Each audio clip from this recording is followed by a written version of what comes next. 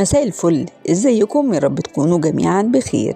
النهاردة هنتعلم مع بعض ازاي نخلي الأوراق بطريقة سهلة جدا وبسيطة من غير ما نهدر منها ولا نبوظ في شكلها، وهنعرف مع بعض ايه الفرق ما بين اننا نخليها علشان نعملها حمام كداب او علشان نخليها ونقطعها تتعمل شيش طاووق او اي وصفة من الوصفات المحببة تبع الأوراق.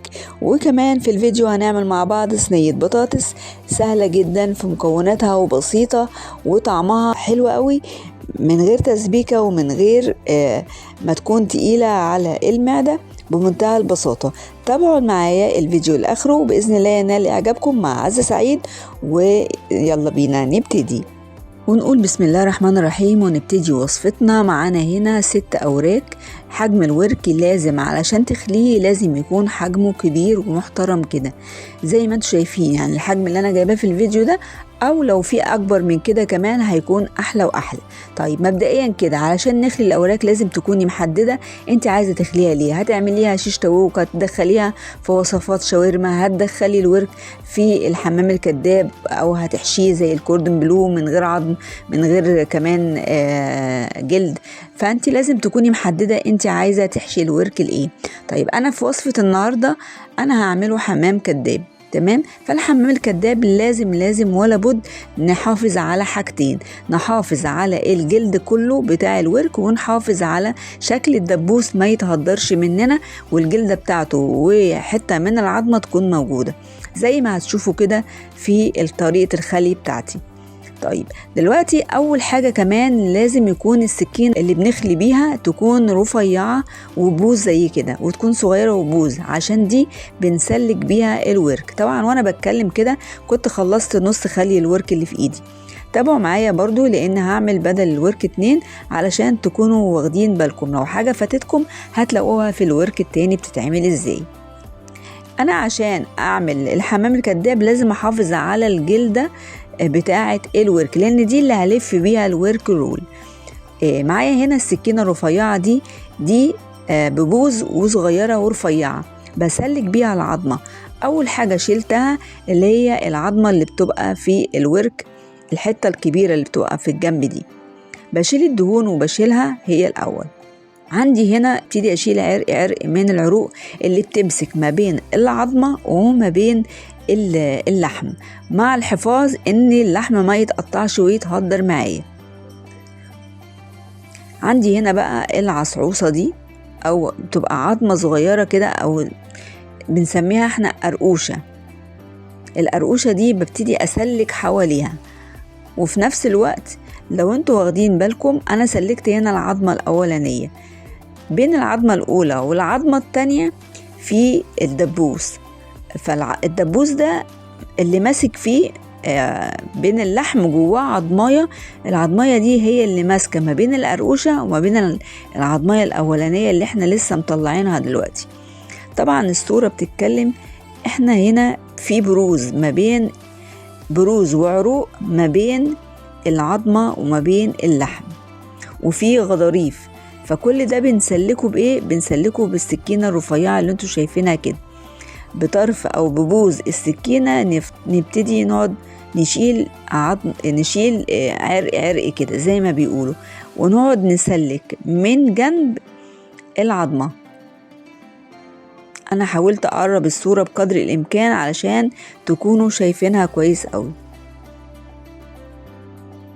انا هنا سكت علشان عايزة اوريكم وانتباهكم يبقى كله للصورة اكتر ما هو كمان للشرح بتاعي.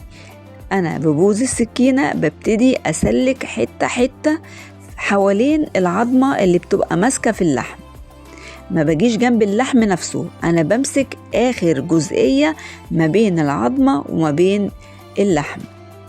وطبعا الصورة بتتكلم زي ما انتوا شايفين كده، انتوا شايفين بعينيكم انا بعمل ايه. العروق بشيلها عرق وابتدي كده بالسكينة اقعد انزل في اللحم، بشيل العرق وانزل في اللحم على تحت، تمام، لحد ما العظمة كلها تطلع في ايدي. ايوه زي ما انتوا شايفين كده العظمة طالعة في ايدي بمنتهى السلاسة. باجي بقى عند العظمة بتاعت الورك دي كلها ما بشيلهاش كلها. اشيلها كلها امتى؟ انا ما بشيلهاش كلها علشان انا محتاجة جزء من العظمة يكون في الدبوس من فوق، لان ده اللي بيمسك لي الدبوس، ده اللي بيديني شكل الحمامة بالظبط. خدتوا بالكم؟ اللحم من جوه زي ما هو موجود. كمان لما نيجي نحشيه اللحم ده بندق عليه كده علشان خاطر يبقى سوي، يبقى كله ما يبقاش في حتة مكلكعة وحتة مفرغة وحتة مليانة، يبقى كل اللحم سوا بعضه كده. انا خلصت خلي الورك الاولاني. هندخل على الورك التاني، لان انا اتكلمت كتير عن في شوية تفاصيل كانت معدية الورك وانا بخليه. الورك التاني نبتدي فيه اهوت، هقول لكم واحدة واحدة التفاصيل بالظبط تاني. بيكون فيه جلد وبيكون فيه لحم. اول حاجة بسلكها هي الدهون اللي في طرف الورك. بعد الدهون دي ما بتتشال، الدهون دي بتبقى ماسكة الجلدة وماسكة جزء من اللحم. بنشيل الدهون وبعد كده بنيجي عند العظمة الكبيرة اهيت، بنبتدي نسلكها وبنشيلها. دي سهلة جدا، في ناس بتعرف تشيلها بايديها كمان من غير سكينة ولا حاجة. بنفرد الورك كده زي ما انتوا شايفين، نحافظ على الجلد بقدر الامكان، لان ده اللي يا جماعة اللي بيتلف معانا رول. بعد كده نيجي عند العظماية الأولانية، هنلاقي العظماية الأولانية بالأخص بيكون لازق فيها اللحم بشكل صريح جدا وواضح جدا. بنقعد نسلك حواليها، ولو في أي غضاريف أو أي عروق بنبتدي نشيلها، وبننزل كده بطرف السكينة نقعد نسلك وننزل باللحم زي ما انتوا شايفين كده. نقعد ننزل بالسكينة على تحت عشان نسلك العظمة من اللحم. هنيجي بقى للمفصل. المفصل ده بيكون فيه قرقوشة ماسكة ما بين العظمة الأولى والعظمة التانية. القرقوشة دي حوالين منها شوية غضاريف على شوية عروق. واحدة واحدة كده بطرف السكينة أو بالبوز بتاعها نبتدي نقطع كده غضروف غضروف أو عرق عرق كده من العروق اللي بتبقى ماسكة دي. خلي الأوراق سهل مش صعب، بس هو عايز تركيز وعايز واحدة واحدة، وعايز ان انت تحافظي على الجلدة بتاعت الورك، وتحافظي على اللحم ان هو ما يتقطعش معاكي ويتهدر. تمام كده. انا هنا خلصت هنا الحاجات اللي طلعت، اذا كان عظم ملبس بلحم او عظم بس. الحاجات دي بغسلها كويس قوي، وهتشوفوا دلوقتي هنعمل ايه مع بعض. والاوراق كمان بعد ما بغسلها تحت الحنفية تعالوا نعمل لها محلول النقع.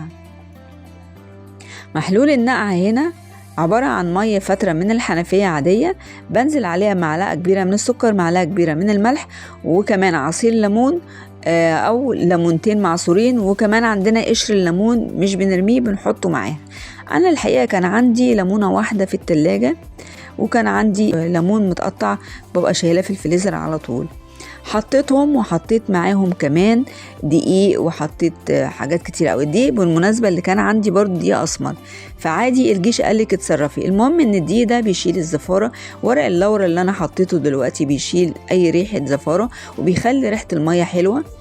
الليمون والسكر والملح بيشيلوا ريحة الزفارة ومادة حافظة، وبيخلوا ريحة الأوراق حلوة جدا.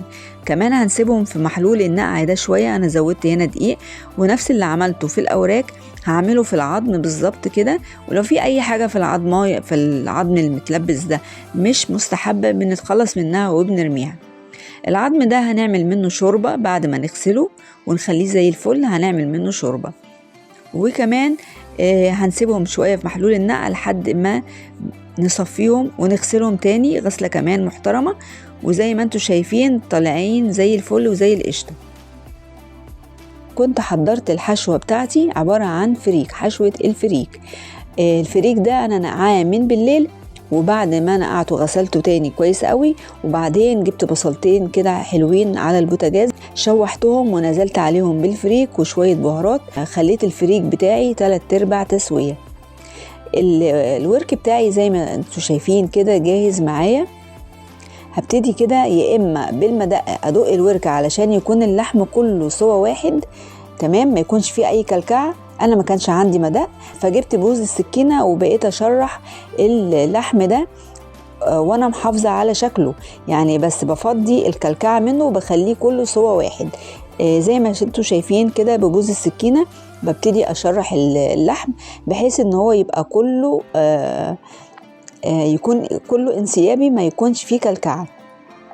هبتدي اول حاجة ادخلها هي الفريك، ادخلها في قلب الدبوس كويس جدا زي ما انتوا شايفين. ان الدبوس ده انا محافظة عليه علشان يديني شكل الحمامة، سايبة فيه حتة من العظمة زي ما قلت لكم عشان تدينا الشكل الحمامة وتحافظ لنا كمان على شكل الدبوس نفسه. وكملت بقى بقية الفريك، حشوة الفريك في بقية الورك. هنبتدي بقى بمساعدة الجلدة بتاعة الورك، هنبتدي نلف رول زي ما انتوا شايفين كده.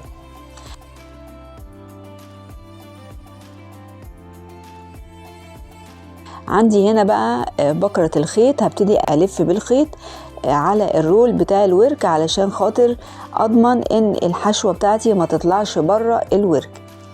بلف كده بالخيط وبعدين هبتدي أربط طرف الخيط من أوله كده والف رول ويطلع معانا بالشكل اللي انتوا شايفينه ده. ممكن تستغني عن الخيط، ولو عندك الأعواد الخشبية تبتدي تدبسي بيها الأوراق بتاعتك. المهم أي طريقة تخلي الحشوة ما تطلعش من الورك. هعمل معاكم واحد تاني علشان تشوفوا عملناه ازاي بطريقة تانية أوضح. بنحشي الدبوس الأول وبنحط فريك في حدود 2 أو 3 معالق بالكتير على حسب حجم الورك بتاعك. وهنبتدي بمساعدة الجلد بتاع الورك نلف الرول بتاعنا، ولو في حتة من اللحم ظهرت معانا زي ما انتوا شايفين كده عادي خالص، مش هيحصل اي حاجة. المهم ان الحشوة نفسها ما تطلعش بره الرول اللي احنا عاملينه، فحتة لحمة تبقى ظاهرة كده مش مهم خالص. لفينا الرول بتاعنا بالخيط عن طريق الخيط زي ما انتوا شايفين. خلصت كده بسم الله ما شاء الله 5 أوراق.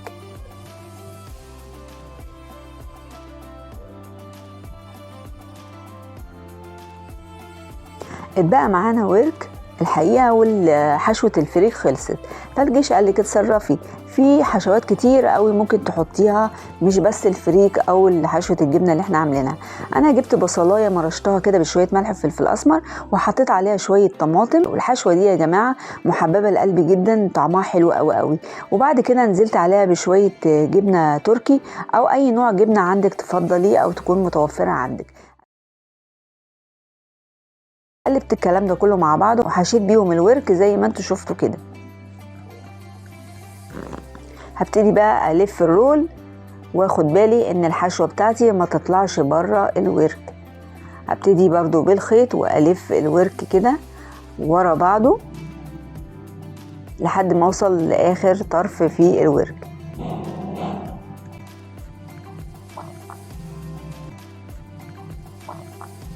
خلصنا الورك وبقى تمام وزي الفل. فاض عندي من الحشوة سبحان الله، حشوة الفريك كانت خلصت وكان لسه فيه ورك، ودلوقتي حشوة الجبنة موجودة والأوراق كانت خلصت. عندي هنا 2 3 كده من البانيه، دقيت عليهم بظهر مغرفة وفردتهم تماما زي ما انتوا شايفين كده عشان تكون القطعة مفرودة معايا وحجمها كبير. وحطت لها من الحشوة بتاعت الجبنة. الحشوة دي يا جماعة طعمها كان فوق الخطير. ولفيت برضو بالخيط، لفيت رول، وده بقى اسمه الكوردن بلو. وكوردن بلو ده من احلى الوصفات اللي برضو كلنا بنحبها، بس بيتعمل بصدور الفراخ. دلوقتي بقى زي ما انتوا شايفين كده هنعمل الوصفة التانية بتاعتنا، وهي صينية بطاطس في الفرن، سهلة جدا وبسيطة من غير تسبيكة. عندنا هنا بطاطس مقطعينها شرايح، وكمان نفس التقطيعة قطعنا الجزر والبصل والطماطم كلهم متقطعين لترانشات او لشرايح زي ما انتوا شايفين كده. هنحط كله على بعضه وهنقلبهم زي ما انتوا شايفين كده. عندي هنا شوية من الثوم متقطعين حتت صغيرة، ومعلقة كبيرة مليانة من الفلفل الحار، وده متفرز كان في الفريزر، وحطيت عليهم ملح وفلفل اسمر. وهنقلب الكلام ده كله مع بعضه. وطبعا هنحط ورق لورا كمان علشان يدينا طعم حلو، ونظبط الصينية بتاعتنا ونسويها. وزي ما انتم شايفين العظم بتاعنا اللي كنا خاليينه من الاوراق عملنا منه احلى شوربة، وهننزل بالشوربة دي على صينية البطاطس بتاعتنا. صينية البطاطس دي من الوصفات اللي هي سهلة وبسيطة جدا وكمان خفيفة جدا على المعدة. بعد كده عندي الشبكة دي بتنفعني جدا في الحلو وفي الحادق وفي كل حاجة. هحطها فوق البطاطس مباشرة علشان اي حاجة تنزل من الفراخ بتاعتنا تنزل فين؟ تنزل على البطاطس. طب ينفع ما نحطش مادة دهنية في قلب البطاطس؟ ينفع. انا ما حطيتش اي مادة دهنية لان في جوس كتير، في دهون كتير هتنزل من الاوراق. انتوا عارفين الاوراق بتكون غنية بالدهون، هتنزل منها المادة الدهنية بتاعتها تنزل على على صينية البطاطس. حابين تحطوا معاهم معلقتين من الزيت حلو قوي برضو مش مشكلة. هندخلهم الفرن على درجة حرارة عالية جدا، تكون اعلى درجة حرارة عندك اللي هي 200 او ازيد. مدة التسوية لو انتم مغطينهم هيقعد في حدود الساعة ونص، تمام كده في قلب الفرن، يعني من ساعة وربع لساعة ونص.